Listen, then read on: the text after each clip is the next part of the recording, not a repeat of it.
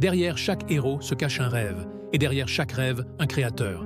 Reste jusqu'à la fin, car tu vas découvrir comment un simple dessin est devenu l'un des plus grands mythes du monde.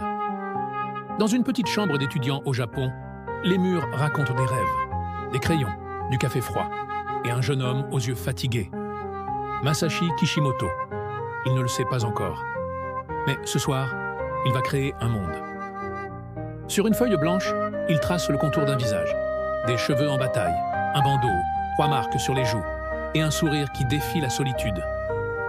Et si ce garçon portait un démon, une bête puissante enfermée en lui, symbole de sa douleur et de sa force? Ainsi naquit le Kyuubi, le renard à 9 queues. Kishimoto voit en Naruto ce qu'il fut, un enfant seul, cherchant la reconnaissance. Ce n'est pas un héros parfait, c'est un miroir. Autour de lui, il construit un univers, un village caché dans les feuilles, des ninjas, des clans, une fraternité blessée. Le monde de Konoha est né. Il envoie son manuscrit à des éditeurs.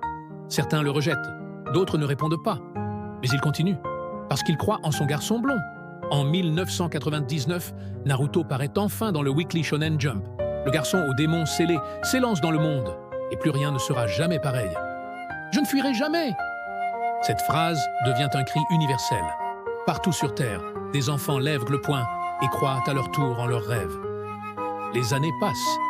Kishimoto regarde Naruto grandir, se battre, aimer, devenir père. Le garçon qu'il a imaginé est devenu plus grand que lui. Ce n'était qu'un dessin. Mais dans ce regard, il y avait déjà tout un monde.